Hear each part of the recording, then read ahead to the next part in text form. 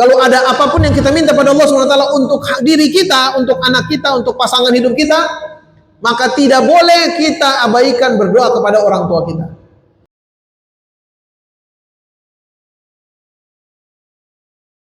Bismillahirrahmanirrahim. Assalamualaikum warahmatullahi wabarakatuh.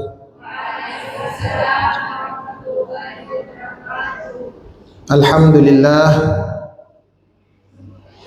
Nahmaduhu wa nasta'inuhu wa nastaghfiruhu wa nastahdihi wa na'udzu billahi min shururi anfusina wa min sayyiati a'malina. Nahmaduhu bi ni'matihi tatimmu shalihat wa bi fadlihi tatanazzalu rahmat wal barakat wa bi minanihi tatahaqqaqu al amal wan niyat. Nahmaduhu subhanahu wa ta'ala الذي ألف بين قلوبنا فأصبحنا بنعمته إخوانا. نحمده سبحانه وتعالى الذي هدانا لهذا وما كنا لنهتدي لولا أن هدانا الله. أشهد أن لا إله إلا الله وحده لا شريك له إياه نعبد وإياه نستعين وأشهد أن محمدا عبده ورسوله صلوات الله وسلامه عليه وعلى آله وصحبه أجمعين. أما بعد، قال الله تعالى في كتابه العزيز: أعوذ بالله من الشيطان الرجيم. يا أيها الناس اتقوا ربكم واخشوا يوما لا يجزي والد عن ولده ولا مولود هو جاز عن والده شيئا إن وعد الله حق فلا تغرنكم الحياة الدنيا ولا يغرنكم بالله الغرور. وقال تعالى: يا أيها الذين آمنوا اتقوا الله وقولوا قولا سديدا يصلح لكم أعمالكم ويغفر لكم ذنوبكم ومن يطع الله ورسوله فقد فاز فوزا عظيما. أصبح الملك لله والحمد لله لا شريك له لا إله إلا هو وإليه النشور. أصبحنا على فطرة الإسلام وكلمة الإخلاص وعلى دين نبينا محمد صلى الله عليه وسلم وعلى ملة أبينا إبراهيم حنيفا مسلما وما كان من المشركين. اللهم إنا أصبحنا نشهد حملة عرشك وملائكتك وجميع خلقك أنك أنت الله لا إله إلا أنت الأحد الصمد الذي لم يلد ولم يولد وأن محمدا عبدك ورسوله. اللهم اجعل جمعنا هذا جمعا مرحوما وتفرقنا من بعده تفرقا معصوما. اللهم لا تدع لنا في مجلسنا هذا ذنبا إلا غفرته ولا هما إلا فرجته ولا مريضا إلا شفيته ولا جاهلا إلا علمته ولا ضالا إلا هديته ولا حاجة من حوائج الدنيا هي لك رضا ولنا فيها صلاحا إلا قضيتها ويسرتها يا رب العالمين.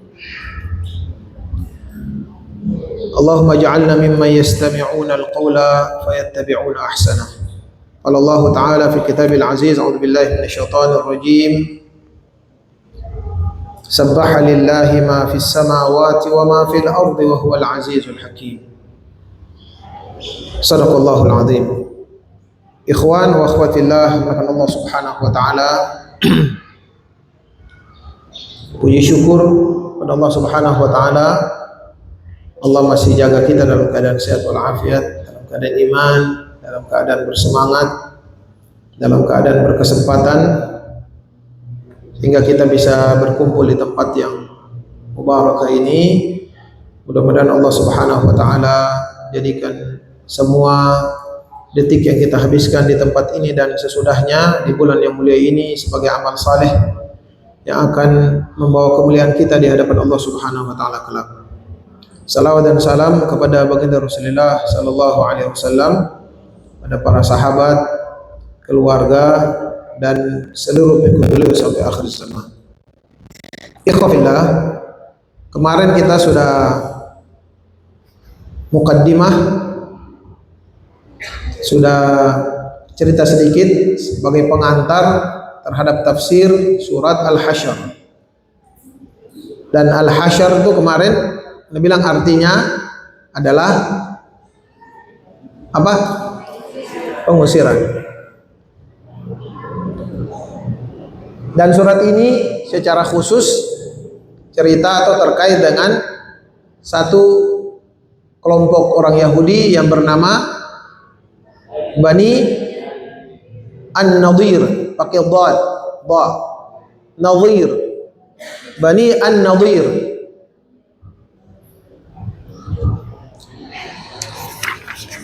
Dan kemarin juga kita sudah banyak cerita tentang apa situasi orang-orang Yahudi secara keseluruhan dalam berinteraksi dengan baginda Rasulullah Sallallahu Alaihi Wasallam, dan bagaimana Allah Subhanahu Wa Taala memberikan ketegasan agar Rasulullah Sallallahu Alaihi Wasallam bersikap tegas kepada mereka karena sikap mereka yang telah melanggar perjanjian dengan baginda Rasul Sallallahu Alaihi Wasallam. Dan seperti kita ketahui, orang-orang Yahudi ini memang orang-orang yang punya tradisi tabiat melanggar perjanjian. Nah, kita orang-orang beriman kepada Allah Subhanahu Wa Taala tidak boleh terbiasa atau suka dengan tabiat ini. Allah Subhanahu Wa Taala perintahkan kita, ya ayyuhalladzina amanu aufu bil uqud, penuhi perjanjian-perjanjian kita, ikatan-ikatan yang kita bikin dalam kehidupan ini. Dalam ayat yang lain Allah bilang mensifati orang-orang beriman, di antara sifatnya adalah wal mufuna bi ahdihim idza ahadu, orang-orang yang memenuhi perjanjian, dia sudah melakukan perjanjian, janji tempat. Karena itu saya minta maaf tadi, panitia bikin perjanjian walaupun itu saya bukan persetujuan saya, Ustaz. Jam 8 ketemu mulai. Saya harus mengungkapkannya, minta maaf kepada panitia. Panitia bikin perjanjian menurut versi panitia. Saya dipaksa untuk mengikutinya.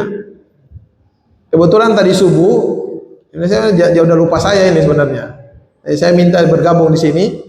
Tapi qadarullah, saya lupa kalau saya ada janjian sama teman-teman dari Papua. Mereka bikin kajian habis subuh tadi. Jadi ya, karena namanya kajiannya sing pakai orang, jadi orang kasih ngakatong kan sing ada. Jadi bicara lalu cerita, diskusi. Tiba-tiba lihat begini sudah jam 8. Akhirnya tidak bisa penuhi. Astagfirullahaladzim. Mudah-mudahan Allah ampuni kesalahan dan kekurangan kami. Jadi akhirnya siap-siap baru sampai di sini, anak hitung setengah jam, terlambat. Ya, mudah-mudahan Allah maafkan, panitia maafkan ya. Jazakumullah khairan. Ini setengah jam terlambat. Itu juga bagian dari al-uqud, bagian dari ahdun, perjanjian. Jadi kalau kita bikin perjanjian, bikin kesepakatan, itu diantara ciri orang-orang beriman itu kita komitmen dengan kesepakatan itu. Itu sebagai ciri. Jangan seperti orang-orang Yahudi yang terbiasa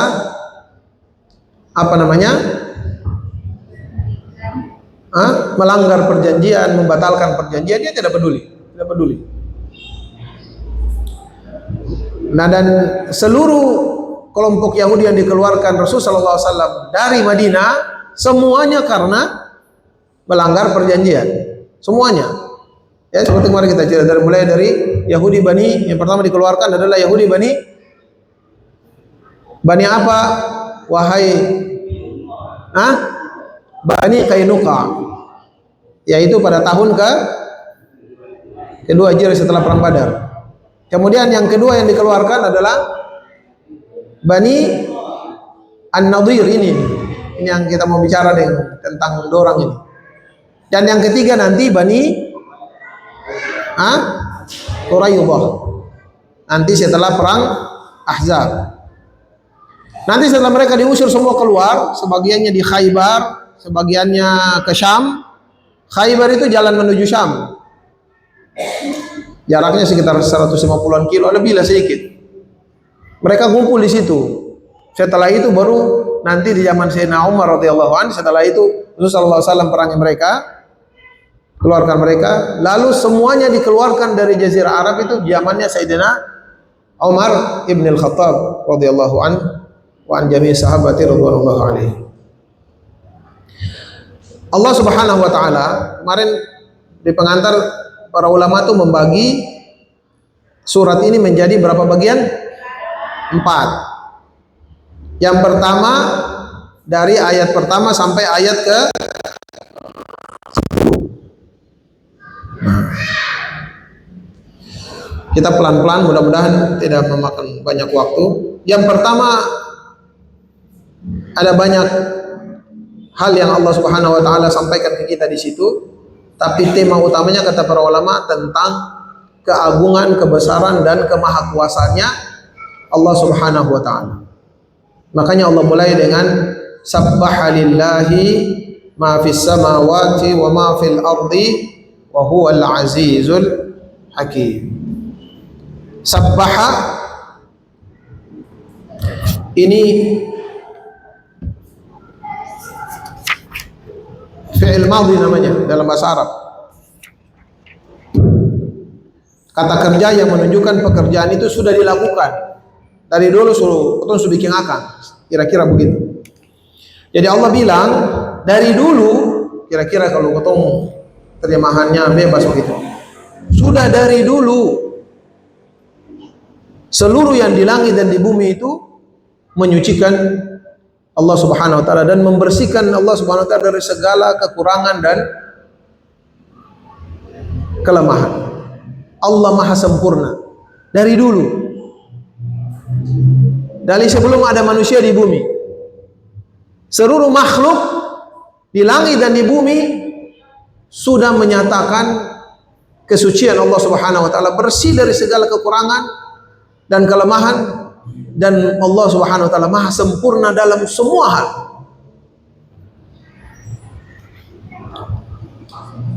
Nah, karena itu Allah Subhanahu wa taala memulai banyak surat dengan menyebutkan tradisi menyucikan Allah Subhanahu wa taala ini itu sebagai tradisi yang dari dulu sejak Allah ciptakan makhluk sampai nanti setelah semua makhluk manusia ini dimatikan Allah Subhanahu wa taala, tidak ada di antara langit dan bumi kecuali makhluk-makhluk Allah selalu terus menyatakan pujian, sanjungan akan keagungan Allah, akan kebersihan Allah, kemahasucian Allah dari segala kekurangan dan kelemahan. Yang punya problem dengan tasbih pada Allah ini cuma manusia. Makhluk yang lain tidak ada. Seperti kemarin kita sampaikan.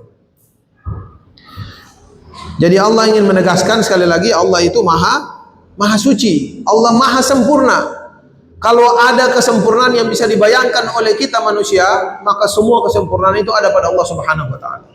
Dan kalau ada bayangan kelemahan, kekurangan yang bisa dibayangkan oleh manusia, seluruhnya tanpa kecuali bersih dari Allah Subhanahu wa taala, dari keagungan Allah Subhanahu wa taala.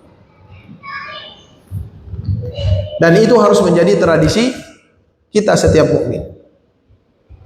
Setiap jalan kita, setiap tidur kita, setiap makan kita, setiap mandi kita, setiap berteman kita, setiap kerja kita, setiap istirahat kita, seluruhnya tidak boleh tidak harus terisi dengan keyakinan ini. Karenanya dalam banyak doa yang Rasulullah SAW ajarkan pada kita, itu banyak umumnya mengingatkan kita tentang keagungan Allah, kebesaran Allah, kemahasucian Allah SWT. Misalnya kalau kita lobe muka di kaca, ini orang Batu Merah bilang Aldi, lihat muka di kaca. Rasulullah ajarkan kita baca apa? Allahumma kama hassanta khalqi, sebagaimana engkau telah membaguskan wajahku. Jadi ketika kita lihat, yang kita ingat adalah Allah, tidak ingat yang lain dulu. Sebagaimana engkau telah membaguskan, bukan kau lihat muka di kaca lalu padahal beta ini gagal beta ini rupanya cantik Tidak begitu. Yang kita ingat Allah dulu. Alhamdulillah ya Allah, engkau telah berikan aku kebaikan. Makanya Allahumma kama hassanta khalqi, semoga engkau telah baguskan diriku. Kalau kita makan, Allah ajar Rasulullah SAW ajar kita apa? Mulainya dengan sulupa. Orang ada puasa semua ya. Kita baca Allahumma barik lana. Kita minta keberkahan dari Allah Subhanahu wa taala. Itu syarat tidak langsung kita sedang mengakui bahwa yang tersedia di muka kita yang enak-enak ini adalah dari Allah Subhanahu wa taala. Sebelum kita merasa bahwa ini puli kita, makanan kita, rezeki kita, kita tahu bahwa ini Allah punya yang Allah kasih ke kita. Sama, tidur juga begitu. Kita bilang bismika Allahumma ahya wa bismika amu. Ya Allah, tadi ini sepanjang tadi ini aku bisa kemana-mana, bisa duduk ini, bisa bikin ini, bisa segala macam, itu engkau yang hidupkan aku ya Allah. Maka sekarang ini aku kemungkinan akan mati. Tidur kan mati toh. Allah yatawaffal anfusa hina mautiha. Manusia itu tidur itu sebenarnya mati. Mirip antara orang tidur dan mayat. Dia bagara-bagara tapi sebenarnya habis itu dia ketontannya dia tadi bagara tangan kanal beta tadi kita tahu. Kayak begitu. Mana mayat mati. Kita mengakui bahwa nanti kita mati. Karena itu setelah kita dibangunkan, kita jangan pikir yang lain-lain dulu waktu bangun. Yang pertama kita pikirkan adalah kesucian Allah Subhanahu wa taala yang mengatakan alhamdulillah ya Allah, pujian hanya kepadamu ya engkau ya Allah, tidak ada kepada yang lain. Tidak kepada bantal yang empuk, tempat tidur yang enak, AC yang dingin atau kipas angin yang menghangatkan, tidak. Engkau ya Allah, segala puji hanya bagi engkau. Engkau menghidupkan aku setelah tadi aku mati. Dan begitu seterusnya. Jadi tradisi sabbaha lillahi ma fis samawati wal ard, dalam ayat yang lain yusabbihu lillahi ma fis samawati wal ard. Seperti surat Al-Jumu'ah. Atau Allah juga menggunakan kalimat perintah. Allah bilang sabbihis ma rabbikal a'la. Pujilah, sucikanlah Tuhanmu. Jadi Allah cerita tentang bahwa pujian atau penyucian Allah ini sudah dilakukan dari dulu, sekarang, akan datang, semua yang di langit di bumi terus menerus memuji Allah. Lalu Allah perintah kita, kalian juga harus memuji Allah, memuji nama Allah Subhanahu wa taala. Tidak cukup dengan itu, Allah juga bicara tentang keseluruhan menggunakan masdar dalam bahasa Arab. Masdar itu kerjaan yang tidak terikat dengan waktu. Misalnya kalau kita bilang kataba, orang sudah tulis. Yaktubu, orang sedang menulis. Lalu ketemu bilang orang ini dia tulis sudah dan akan sekarang dan akan datang dia tulis. Pokoknya setiap saat dia tulis. Kata bilang kitabatul. Masdar namanya. Allah juga menggunakan kalimat yang sama. Dalam surat Al-Isra Allah bilang subhanalladzi asra bi'abdi. Subhanalladzi.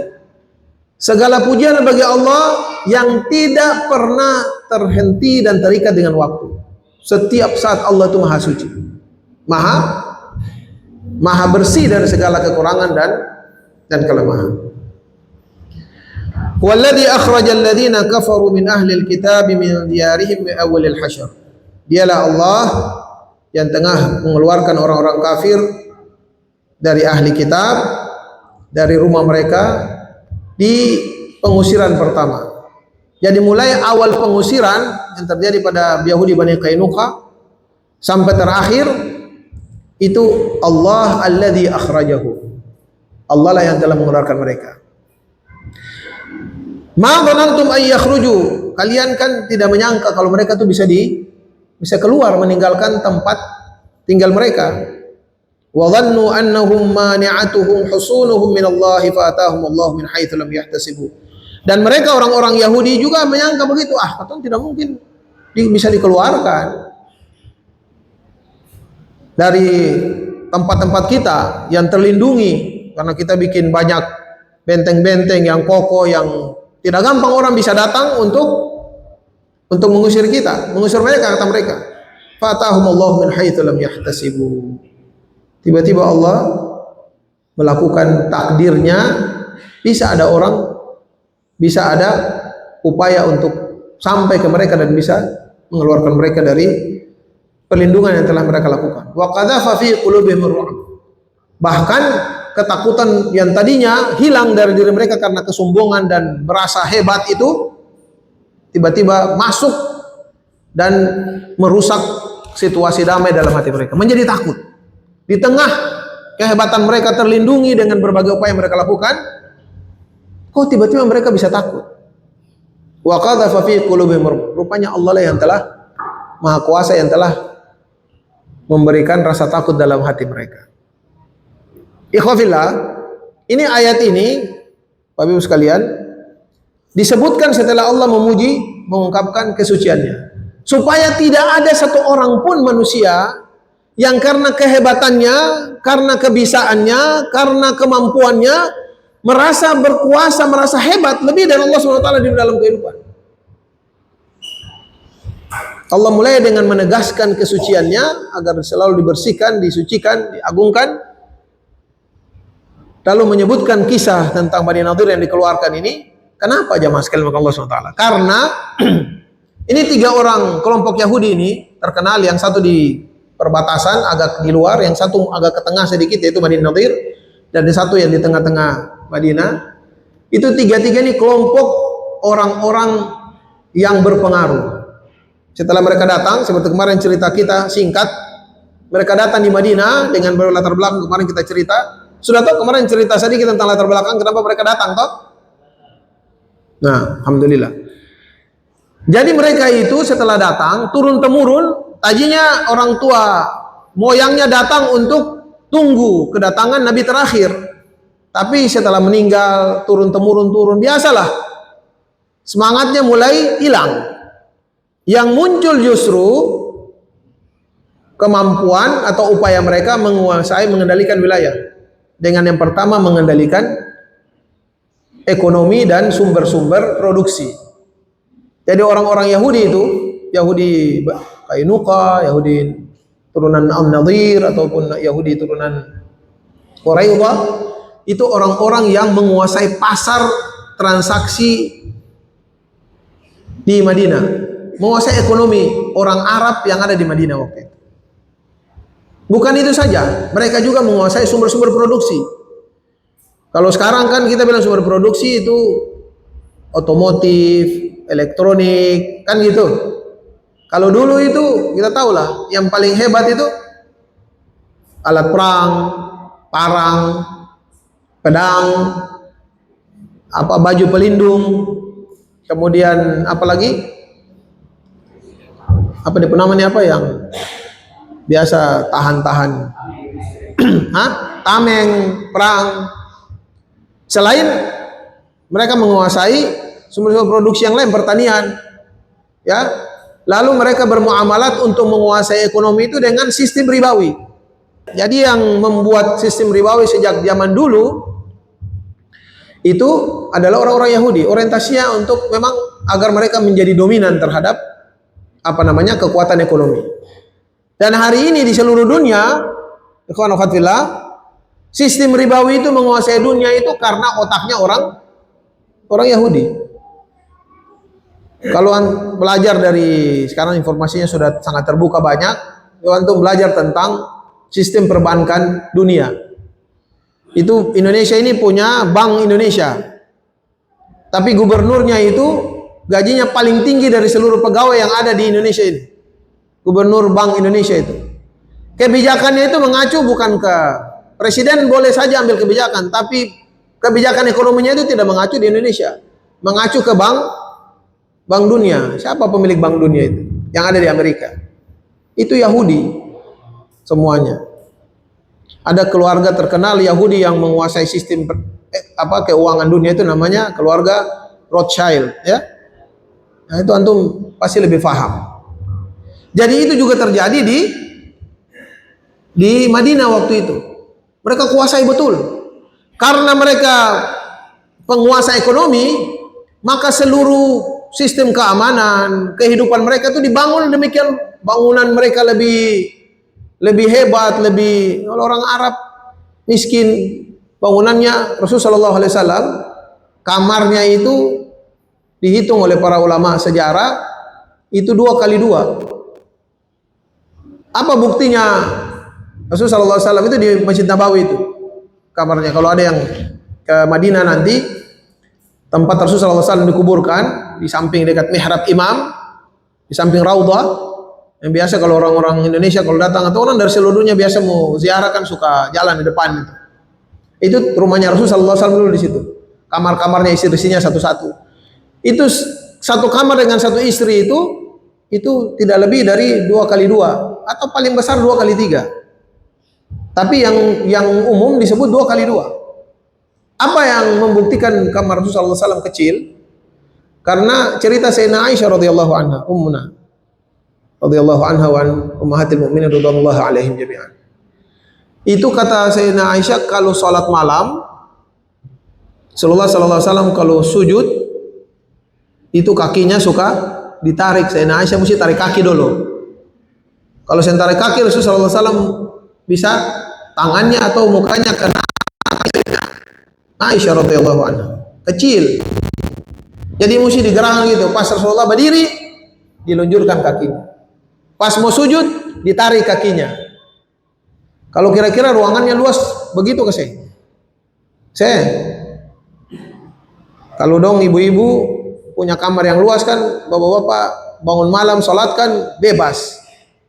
Mau bagaimanapun ibu-ibu ada lunjur dan talantang di samping juga nggak apa-apa. Sama bapak-bapak yang punya kamar luas kan gitu, ibu-ibu lagi sholat aja jadi dia tetap kedengaran bunyi tidur, talantang karena kamarnya kan luas. Tapi Rasulullah SAW kecil kamarnya, kecil-kecil, orang Arab itu rumahnya kecil-kecil. Sekedar pelepah korma, sebenarnya itu. Tapi orang-orang Yahudi tidak, mereka bangun rumah mereka dengan berbagai macam perlindungan, tembok dan seterusnya. Di satu sisi untuk menunjukkan kebanggaan mereka, kehebatan mereka, di sisi yang lain untuk mengamankan diri mereka. Jadi mereka tuh merasa aman sekali. Tidak ada yang mungkin ganggu ketong. Tapi Allah Subhanahu wa taala inginkan, sehingga di ayat ini Allah bilang orang-orang beriman itu, orang-orang mukmin itu tidak menyangka ketong bisa ke skala dong ke sini. Dompung ini semua begitu. Dan keadaan ini persis terjadi seperti yang sekarang ini kita saksikan saudara-saudara kita di Palestina. Kita semua menyangka begitu kan? Semua orang-orang di dunia ini menyangka bagaimana mungkin kelompok kecil seperti itu. Ma dhanantum ay yakhruju wa dhannu annahum mani'atuhum husunuhum min Allah. Orang-orang Israel itu siapa masa Hamas buka skala ketong? Sen bisa. Dong pun kemampuan bikin rudal dan kemampuan bikin ini ketong baru naik ke atas saja ketong pun pelindung su kasih ledak akan di di langit. Jadi Israel itu punya macam drone yang mendeteksi kalau ada rudal yang ditembakkan ke dong, langsung ditembak rudal untuk menghancurkan rudal itu di angkasa tidak jatuh ke tanah, jatuh ke pemukiman. Hebat itu, luar biasa. Siapa yang menyangka? Ma dhanantum ay yakhruju wa dhannu annahum mani'atuhum, mereka juga sombong. Segala ketong Hamas hidup saja kayak begitu di lorong-lorong, bagaimana dong punya teknologi bisa ke skala? Tapi Allah bilang sabbaha lillahi ma fis samawati wal ardh. Allah maha sempurna dan Allah, kekuasaan Allah itu sempurna, tidak ada yang manusia yang bisa mengalahkan. Sebagaimana dahulu orang-orang mukmin di Madinah tidak menyangka bagaimana mereka bisa mengeluarkan orang-orang Yahudi ini, dan bagaimana sombongnya orang-orang Yahudi yang menyangka dengan segala kehebatan yang tidak bisa dikeluarkan. Tapi Allah Subhanahu wa taala bilang fa'atahumullahu min haitsu lam yahtasibu wa qadhafa fi qulubihim ar-ru'b. Persis seperti yang terjadi hari ini. Surat ini cerita ke kita tentang kisah Nabi sallallahu alaihi wasallam dengan Bani Nadir, tapi hari ini Allah perlihatkan kisah itu ada di depan mata kita. Walhamdulillahirabbil alamin. Subhanallah amma yasifun.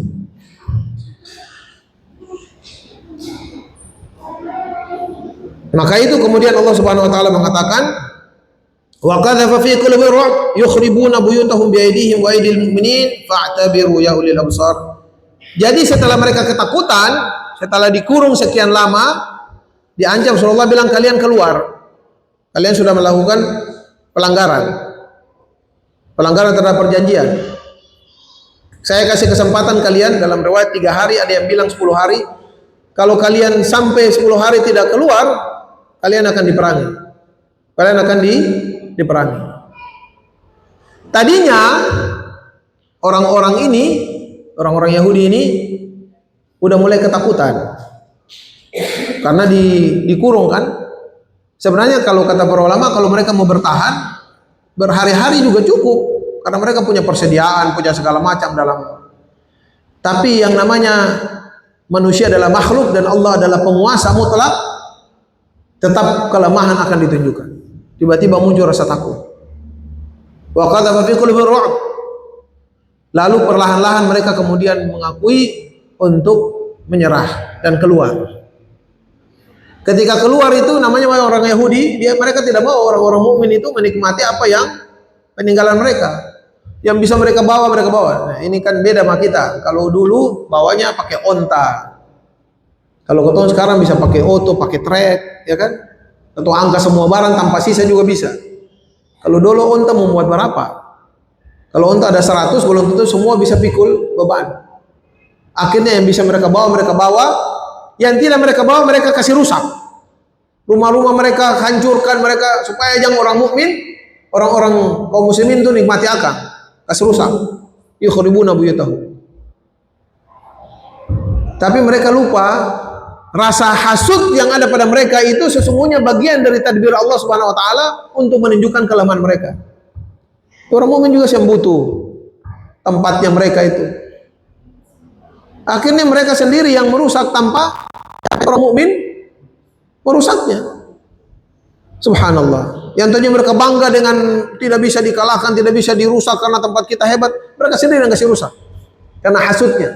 Karenanya setelah itu orang mukmin pekerjaannya tinggal setengahnya di dong bikin, setengah sisa baru kaum muslimin bikin. Yukhribuna buyutahum bi aydihim wa aydil mu'minin. Baru tangan orang mukmin sisa yang lalai. Subhanallah. Ya Allah, betul-betul tunjukkan kekuasaan Allah Subhanahu wa taala dan kehebatan Allah Subhanahu wa taala, kemahatauannya Allah Subhanahu wa taala, dan menunjukkan kebodohannya orang-orang Yahudi yang dia pikir dia kasih rusak supaya orang mukmin yang dapat, padahal orang mukmin juga yang butuh. Lalu dia kasih rusak, rupanya kerjaan dia itu meringankan pekerjaan kaum muslimin karena tinggal setengah saja lah kemudian wa bi aidil mu'minin. Orang mukmin tinggal kasih rusak akang. Tinggal setengah. Fa'tabiru ya ulil absar. Karena itu berikanlah pelajaran. Kita ambil pelajaran bagaimana Allah Subhanahu wa taala berkuasa. Dan sekarang kaum muslimin di Palestina juga begitu. Ya, situasi yang persis mirip dengan apa yang ada hari ini, dijelaskan 1400 tahun yang lalu kejadiannya kan baginda Rasul sallallahu alaihi wasallam. Walaula an kataballahu alaihimul jalaa la'adzabahum fid dunya wa lahum fil akhirati adzabun nar.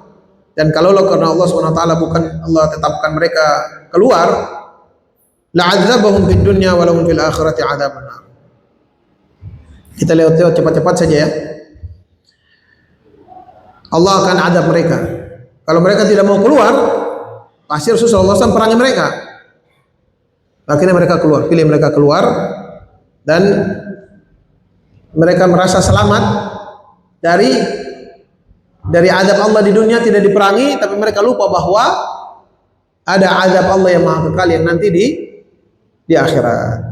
Walahum fil akhirati adzabun nar. Sallallahu alaihi wasallam. Jadi ikhwafillah, Allah ajarkan kita untuk berpikirnya komprehensif. Kalau kita melakukan satu kejahatan lalu tidak ketahuan, kita selamat, tidak ada orang yang tahu, jangan coba-coba kita merasa senang dan merasa selamat.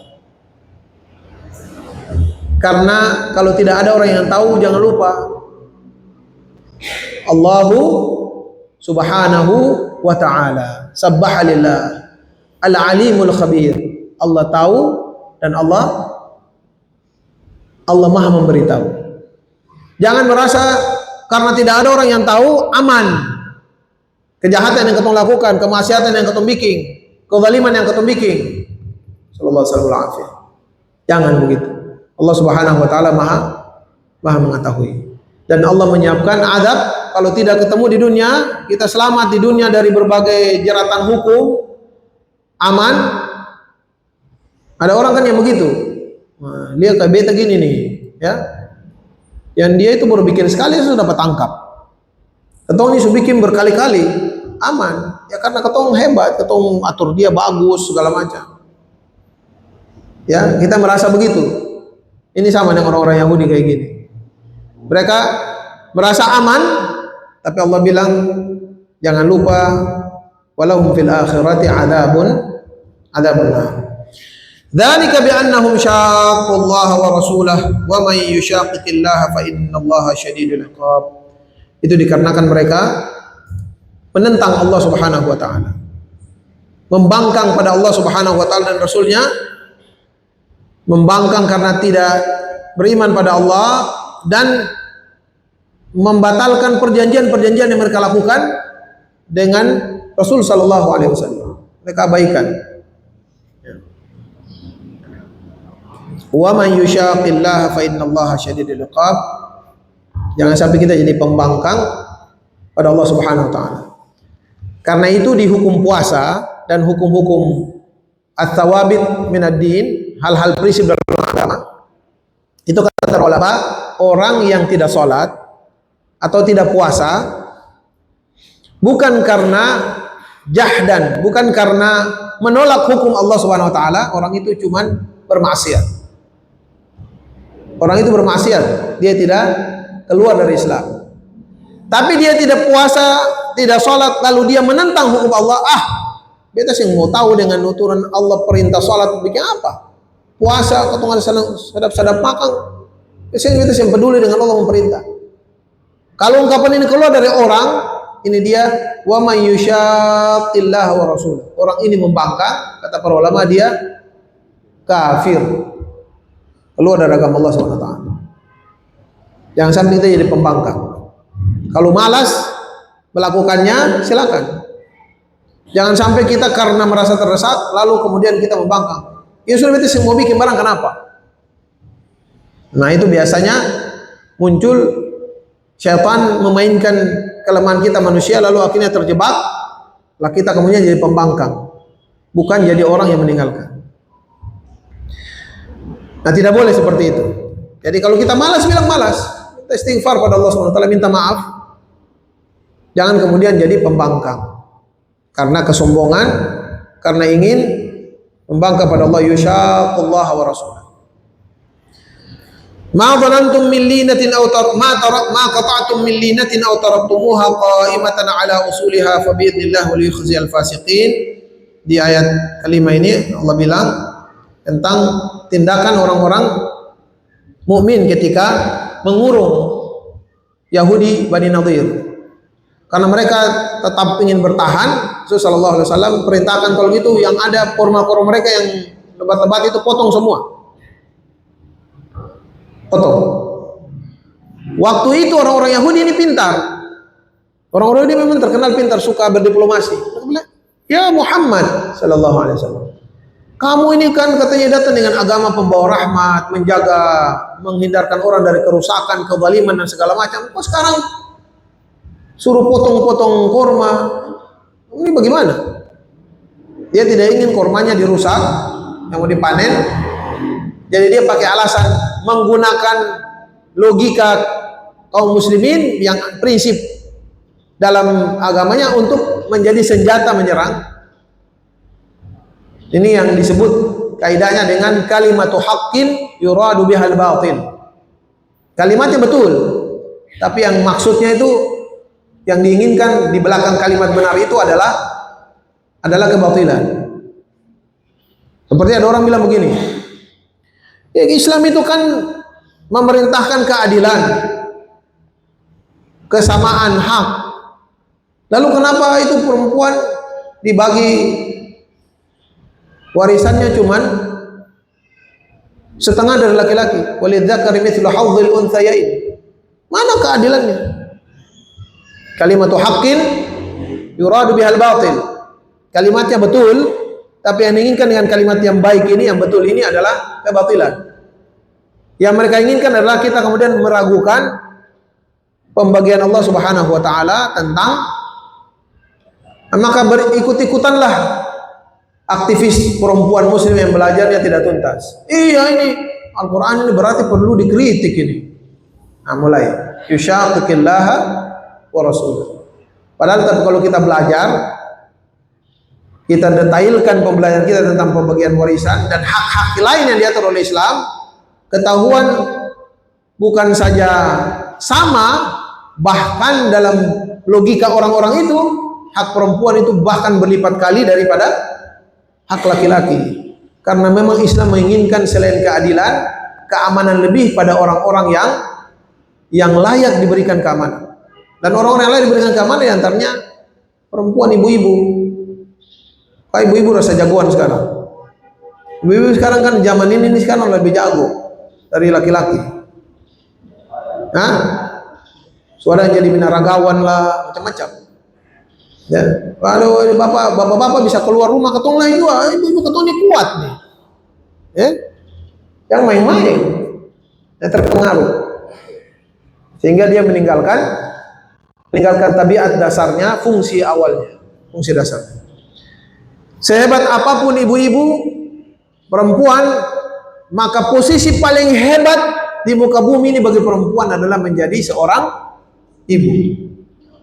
Ibu buat laki-laki di rumah yang namanya suami, ibu buat anak-anak yang dilahirkan darinya yang namanya ibu atau mama, bunda, dan seterusnya. Jadi kata Rasul sallallahu alaihi wasallam, itu kalimat itu orang-orang Yahudi itu mempengaruhi orang Islam. Jangan sampai ketemu ini salah apa? Lalu Allah turunkan ayat ini. Ma qata'tum min linatin aw taraktumuha qa'imatan. Apa yang kalian potong, kalian tebang dari kurma-kurma itu, atau yang kalian tinggalkan berdiri ala usuliha, di atas akar-akarnya itu, wa bi'idnillahi wal yukhziyal fasiqin. Itu karena izin Allah Subhanahu wa taala. Jadi enggak apa-apa. Khusus untuk mereka ini, sebagai untuk cara agar mereka menjadi tunduk, menjadi takut, menjadi gentar, potong. Enggak apa-apa, Allah izinkan. Tapi khusus di kasus ini aja. Tidak semua karena berperang dengan orang kafir lalu semua hal kita bikin. Kita rusak, bakar semua kemudian mereka tidak. Untuk khusus tertentu, dan itu diambil keputusannya oleh pemimpin, tidak semua orang. Ada bagian tertentu kebijakan yang hanya bisa diambil oleh pemimpin komunitas atau pemimpin yang ada di situ, tidak semua orang. Seperti misalnya hukum rajam, hukum potong tangan, karena sudah belajar tentang wasariq wasariqatu faqta'u aydiyahuma jazaa'an bima kasaba nakala min Allah. Habis penjelasan Ustadz tentang orang yang mencuri dengan ukuran tertentu, dia boleh potong tangannya, dimulai dengan mafasil atau apa nama ini? Ini dia nama apa bahasa Indonesia? Iya, bukan kan, maksudnya di bahasa Arabnya mafasil apa? Ini nih. Yang bisa dibengkok-bengkokkan, akan nama apa? Ya, sendi-sendi ya, atau apa? Sudah antum paham lah. Itu maksudnya. Potongnya itu dari situ, potong dari sini dulu. Mencuri sekali, potong dari sini. Karena sudah belajar, besok di kampung dia ketemu orang, dia mau potong. Tidak begitu. Ada hukum-hukum tertentu, hukum perang, hukum hudud, itu hanya bisa diputuskan oleh pemimpin. Rajam, dulu bagi yang pernah mengalami kerusuhan, ini kalau sebagiannya Anda tahu tidak mengalami kerusuhan, waktu kerusuhan masih balita. Kalau Anda Ustaz Hasan alami ya, zaman kerusuhan itu ada seorang yang mengaku berzina, lalu meminta ditegakkan padanya hukum rajam. Ustaz Hasan masih ingat ya? di Ambon sini. Lalu ditegakkan itu sama ustadznya. Ya, ustadznya dari luar. Dirajam sampai meninggal. Akhirnya kita semua memberikan reaksi, sampai reaksi itu keluar dari guru-guru mereka yang ada di Saudi. Keluarkanlah pernyataan bahwa itu tidak dibolehkan karena hukum itu hanya bisa ditegakkan oleh pemimpin muslim yang ada di situ. Jadi tidak boleh sembarangan. Rasulullah SAW saja ketika Imra'ah Ghamidiyah berzina datang kepada Rasulullah SAW, Rasulullah suruh balik. Saya diminta diselamatkan Rasulullah SAW, balik, engkau cukup dengan beristighfar minta ampun. Tapi karena ini orang ingin betul-betul ingin diselamatkan di akhirat, dia ingin mendapatkan balasannya di dunia supaya di akhirat dia selamat, dia datang lagi.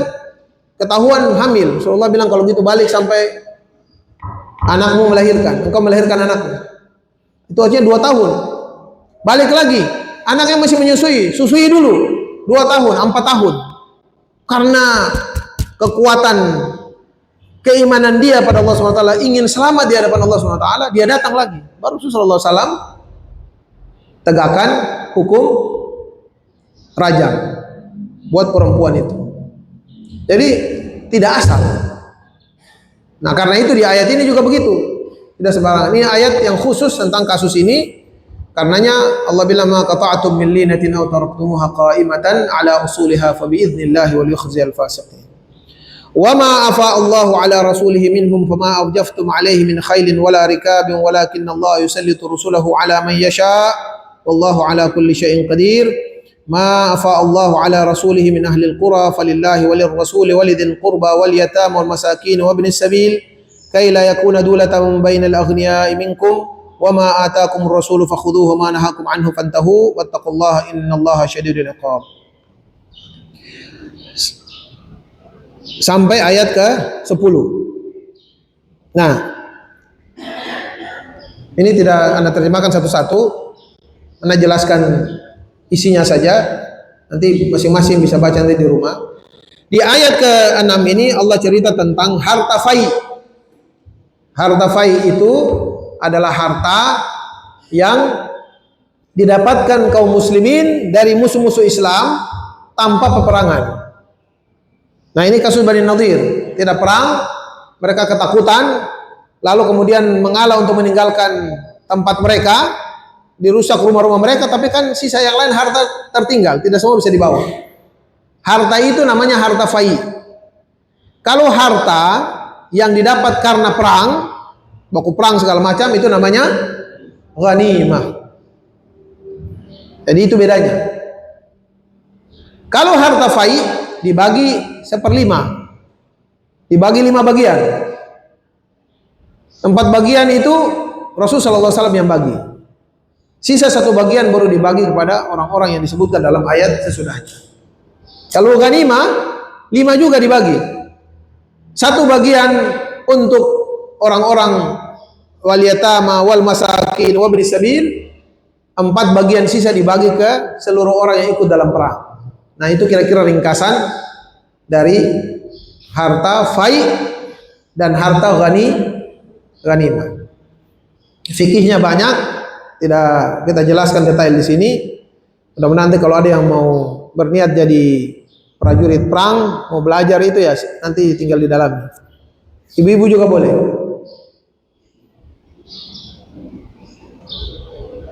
Nah, yang penting di sini, ikhwan akhwat fillah, di ayat ke-7 ini adalah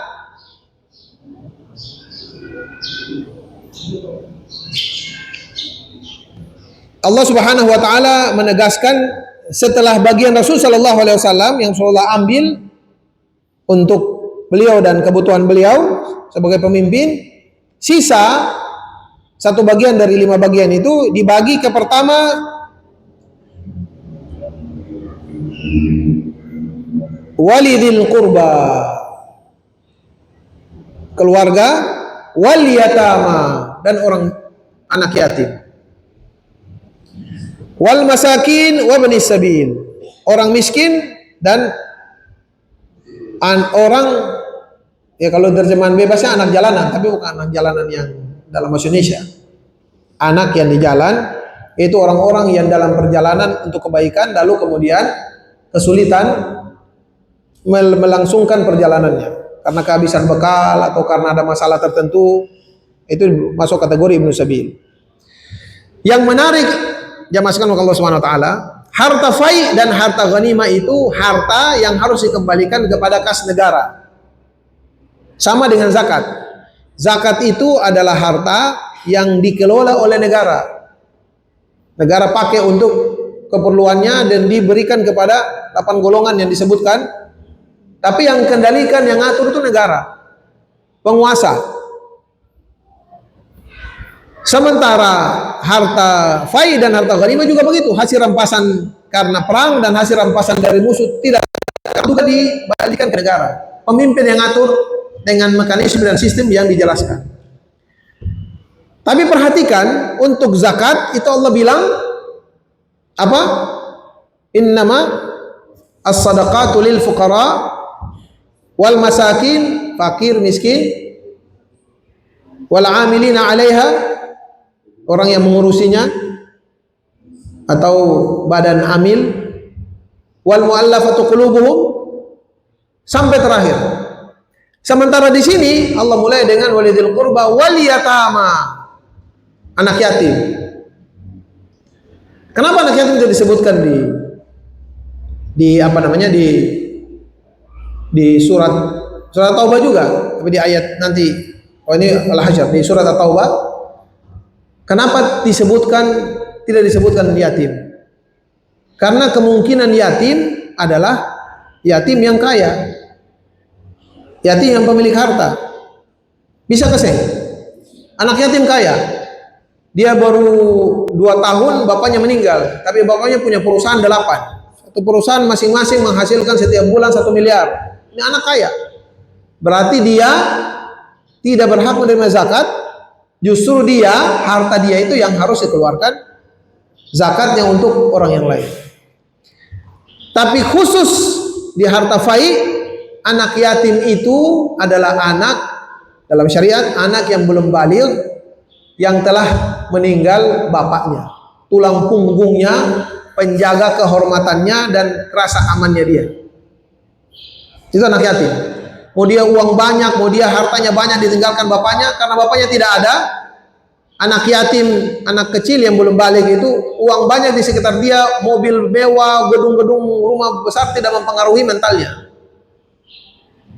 Karena bapaknya itu tidak ada yang bisa jaga dia, yang bisa melahirkan kebanggaan, yang bisa memberikan rasa tenang dan nyaman. Karena itu mereka dikasih harta fai, walaupun dia uangnya banyak, tetap dikasih sebagai bentuk perlindungan, keamanan. Bahwa, nah karena itu seorang anak yatim, yang namanya yatim dalam Islam, itu menjadi tanggung jawab seluruh orang mukmin di sekitar dia. Saking Islam mengajarkan kita untuk mengambil peran memberikan rasa nyaman.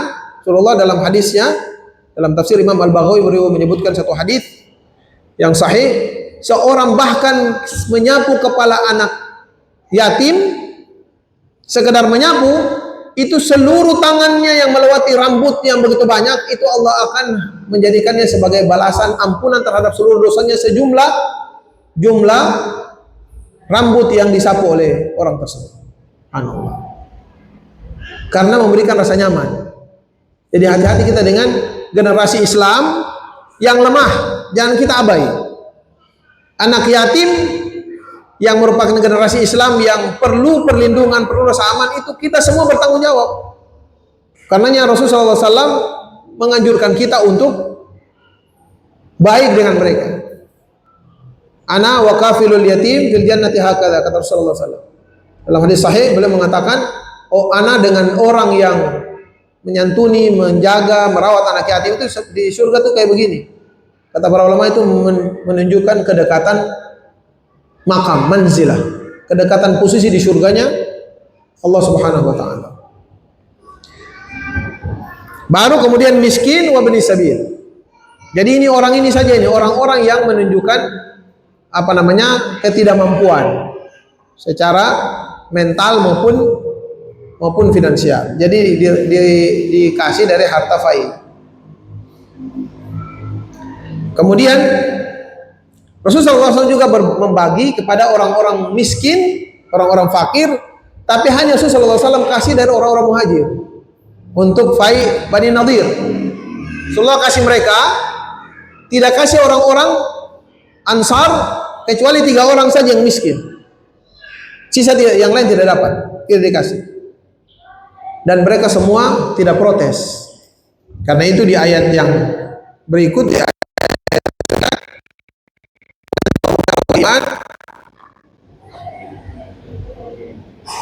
min qablihim yuhibbuna man hajara ilaihim wa la yajiduna fi sudurihim hajatan mimma utu wa yu'thiruna ala anfusihim walau kana bihim khasasah. Setelah dikasih harta fai oleh Rasulullah SAW, dibagi jatahnya ke muhajirin karena mereka lari meninggalkan rumah mereka, harta mereka di Mekah, datang ke Madinah tidak punya apa-apa. Lalu Rasulullah SAW kasih mereka. Rasulullah SAW tidak kasih orang-orang Ansar, tapi mereka redha dan rela, bahkan mereka mau tambah kalau mau.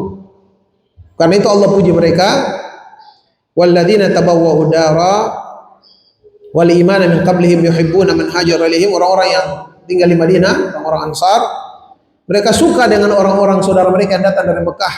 Datang mereka tampung, mereka berikan jaminan. Wala yajiduna fi sudurihim hajatan mimma utu, mereka tidak menunjukkan kebutuhan terhadap apa yang dikasih oleh Rasulullah SAW kepada saudara-saudara mereka yang muhajirin, walau kana bihim khasasah. Padahal mereka sebenarnya kalau lihat dari tampak butuh ada dikasih, butuh ada kebutuhan yang perlu tapi mereka tidak menunjukkan kebutuhan. Mereka bahkan lebih memilih untuk mendahulukan saudaranya kaum muhajirin. Dan ini bukti atau tingkat tertinggi dalam persaudaraan. Tingkat tertinggi dalam persaudaraan dengan sesama muslim. Tingkat paling pertama itu apa? Ikhwan akhwatillah. Tingkat pertama apa? Paling dasar. Kita bukti bahwa kita sedang bersaudara dengan saudara kita sesama muslim. Paling dasar yang harus ada pada kita, yang membuktikan bahwa kita ini berukhuwah dengan orang yang beriman. Apa? Hah? Masih puasa? Salamatus sadar, insyirahus sadar, hati yang lapang, hati yang luas, tidak banyak masalah. Kalau ada masalah yang memaksa dia harus tidak enak dengan saudaranya, tahan paling lama 3 hari cukup. Ya, kalau 3 hari lebih dia tidak tahan untuk tetap membenci saudara muslimnya, itu menunjukkan dia punya problem dengan iman pada Allah Subhanahu wa taala.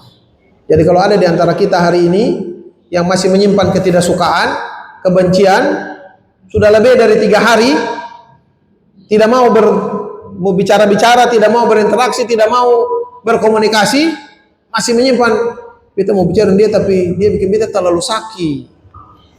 Biasa itu yang muncul bapak-bapak suka bilang begitu.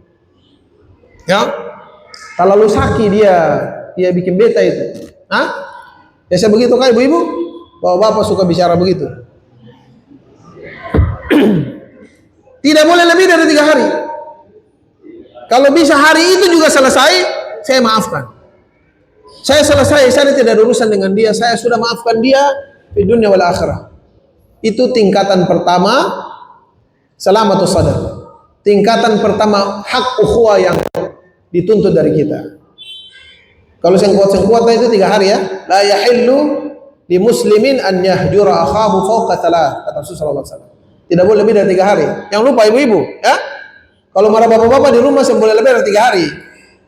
1 hari saya bikin makanan berbuka, saya papa. Hari kedua tidak bikin sahur, tidak apa-apa. Hari ketiga tidak bikin makan malam. Oke, cukup hari ketiga. Hari keempat bikin. Selesai. Itu paling buruk. Paling buruk sudah puncak itu 3 hari. Tapi yang paling lebih yang menunjukkan keimanan yang kuat, persaudaraan seorang dengan saudaranya yang lain, adalah ketika dia bisa itsar. Dia bisa apa yang dia butuh dia kasih. Dan itu yang ditujukan oleh orang-orang Ansar kepada saudara-saudara mereka dari Al-Muhajirin. Mereka sebenarnya butuh. Walau kana bihim khasasah. Tapi mereka punya kecintaan yang besar kepada saudara mereka. Sudah, kita pun kebutuhan ini sudah kita tanggung akang, saya kasih kepada saudara-saudara saya yang baru datang, yang tidak punya apa-apa, meninggalkan kampung halaman. Insya Allah mudah-mudahan kita semua Allah anugerahkan kita orang-orang yang bisa memenuhi hak ukhuwahnya dengan pemenuhan yang paling sempurna, yaitu itsar li ikhwanina. Amin ya rabbal alamin. Nah, bukti adanya ukhuwah juga adalah kita selain itsar, selain syarahut sadar terhadap orang-orang yang terdahulu, itu kaitannya dengan orang-orang yang ada hidup dengan kita. Tapi bukti bahwa kita bersaudara dengan orang beriman manakala mereka tidak ada adalah kita terbiasa mendoakan mereka. Sebagaimana bukti bahwa kita cinta berbakti kepada orang tua kita ketika mereka hidup dengan ihsan, dengan baik kepada mereka, dengan menjaga mereka tidak tersinggung, wala taqul lahum uff, adalah ketika mereka tidak ada, kita berdoa selalu kepada mereka. Jangan sampai ada anak yang orang tuanya meninggal selama 1 bulan dia tidak pernah doa buat orang tuanya. Itu menunjukkan anak yang jauh dari bakti kepada kedua orang tua. Tiap hari harus doa. Kalau ada apapun yang kita minta pada Allah SWT untuk diri kita, untuk anak kita, untuk pasangan hidup kita, maka tidak boleh kita abaikan berdoa kepada orang tua kita.